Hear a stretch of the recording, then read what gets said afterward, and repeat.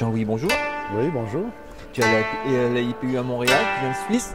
Oui, on est à Trois-Rivières, hein, mon grand. Mais c'est pas grave. C'était 2007, c'est à Montréal, je suis pareil. C'est la soirée d'hier qui a laissé des séquelles. D'accord. Tout va bien. Tu viens de Lausanne. Oui, Lausanne, école polytechnique. D'accord. Et qu'est-ce que tu fais à Lausanne? Moi, je suis conseiller pour l'enseignement, c'est-à-dire je suis au service des profs depuis 25 ans maintenant. D'accord. Et je suis un espèce de médiateur entre le savoir pédagogique, le savoir scientifique sur la pédagogie et ce que les profs peuvent faire en situation dans leur enseignement. Tu as mis en place quelque chose dont on a profité à Lyon 1, le compagnonnage. Oui. Est-ce que tu peux nous raconter ça? Oui, tout à fait. J'ai envisagé mon métier de conseiller pédagogique à partir d'une formation d'ingénieur mécanicien. Donc j'ai étudié le savoir pédagogique, les ouvrages de référence, dans des livres et auprès de collègues. Et j'ai moi-même bénéficié d'un compagnonnage, c'est-à-dire d'être un peu coaché par un senior dans le domaine qui connaissait bien son sujet. C'est Richard Préjean à Polytechnique Montréal, quand moi j'ai commencé en 87. Et j'ai trouvé ça très très utile. Et dans la suite de ma carrière, j'ai poursuivi dans cette idée que le conseil pédagogique aux profs en milieu universitaire ne pouvait pas s'appuyer que sur du savoir scientifique. Il s'appuie beaucoup sur du savoir-faire et du savoir-être aussi. Tu as un prof qui vient, il a un problème, tu as 15 minutes pour lui trouver une solution. C'est ça la situation. Ou 12 des fois même. Ou des fois 12, ouais, exactement. Ou même, c'est dans le couloir, quoi. Hein, Et donc, tu ne peux pas dire, il faut que je regarde ci, il faut que je regarde ça. Donc, on est vraiment dans l'instant. Donc, j'ai développé la métaphore du fait qu'un conseiller pédagogique était un artisan. C'est un mélange de savoir-faire, de savoir-être et de savoir scientifique aussi. Alors ça se pratique comment Et pour acquérir ça, une formation académique ne suffit pas. D'ailleurs, il n'y a pas de formation de conseiller pédagogique en milieu universitaire, ça n'existe pas. Et donc, il faut, à partir d'une formation quelle qu'elle soit, il vaut mieux qu'elle soit universitaire pour connaître le milieu, il faut acquérir les compétences du conseiller pédagogique, on pourrait dire ça comme ça. Et ces compétences, elles s'acquièrent. Je dirais, le compagnonnage est une bonne façon de le faire. Parce que tu vois un gars qui fait ça depuis longtemps, qui a exercé son métier. Tu sais, c'est un peu comme un maréchal ferrant qui forge un fer, un cheval. Il en a tellement fait qu'il sait à quelle température il faut le sortir du truc, il sait où il faut taper. Il regarde le cheval arriver, il sait déjà quel fer il va lui faire, quoi. Tu vois, et ça, c'est dans aucun livre. Et un conseiller pédagogique, il fait un peu pareil. C'est quelqu'un qui, en regardant un prof, il sait presque déjà à qui il a affaire.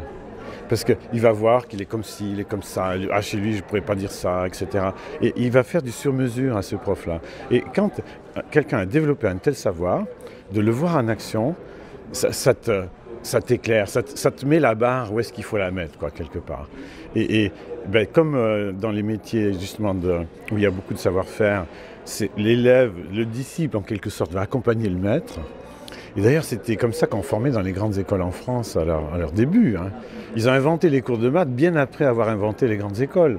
C'était les ingénieurs, des ponts et chaussées, les mines, etc., qui prenaient des novices et qui les prenaient avec eux pour faire le travail.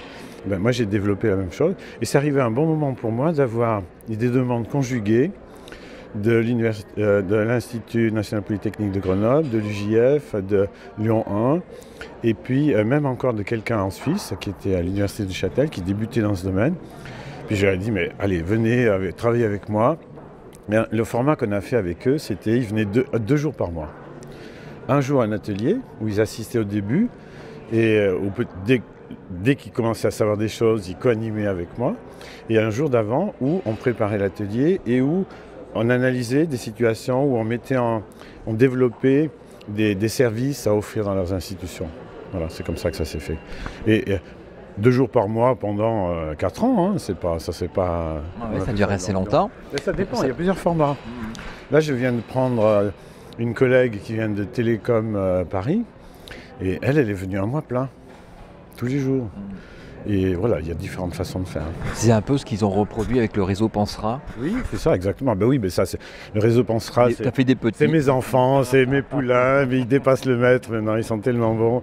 Et c'est génial ce qu'ils font en France, ils font ça, quoi. On se débrouille à Lyon. Hein. Maintenant, ils sont autonomes, ils y vont. Mais moi, je suis très fier et très heureux, je dirais aussi, parce que cette façon d'envisager la pédagogie, vraiment au service de l'institution, au service des profs, sans les prendre de haut, c'est quelque chose qui n'est pas si fréquent que ça. Parce que moi, du fait que je suis rentré en pédagogie universitaire comme une espèce de deuxième métier, je ne suis pas issu de l'alma mater des sciences pédagogiques et donc je peux en prendre une certaine distance sans problème. Quand j'en fais pas la recette à tous les prix, à tout prix, à tous les problèmes qu'on rencontre. Et ça me met aussi dans une posture de modestie par rapport aux profs. J'avais une autre question à te poser. Ouais, j'écoute. Qu'est-ce que tu viens chercher à la IPU? Alors, on apprend toujours des choses, hein, parce que, en fait... Une sorte de compagnonnage, en quelque sorte, oui, ici. Il y a un peu de compagnonnage, il y a le fait de voir si on tient encore la route. Moi j'arrive proche de la pension, pas encore, mais voilà, est-ce que je suis encore compétent? Est-ce que je surfe encore sur la vague de ce qui se fait de mieux aujourd'hui? Alors là, je crois que c'est De Gaulle qui avait dit... Quand je m'analyse, je me fais peur, et j'arrive assez bien à me faire peur. Quand je me compare, je me rassure. Alors à la IPU, ça, je viens faire ça.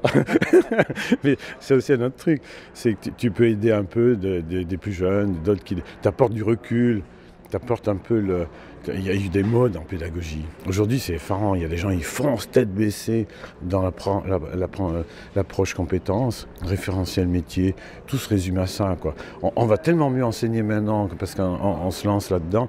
Moi, j'y crois pas du tout. C'est juste qu'on rajoute des couches, on va peut-être améliorer certaines choses, mais on va jamais révolutionner. Un prof, il continue à être issu d'une formation disciplinaire. Son seul métier, c'est de prof dans sa discipline. Comment veux-tu qu'il véhicule un métier qu'il ne connaît pas? Et c'est jamais qu'un faisceau de profs qui vont former des étudiants. Donc c'est plusieurs disciplines, c'est pas un métier.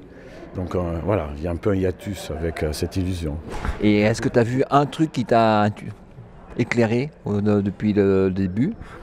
Moi, oui, il y a un truc je viens de me ressourcer au Québec de temps en temps. C'est la convivialité, la sympathie, la gentillesse. Il y a une qualité de contact entre les personnes ici que je trouve admirable. Et ça, j'aimerais importer dans l'enseignement chez nous. Ah voilà, ça sera le message d'aujourd'hui. Merci Jean-Louis.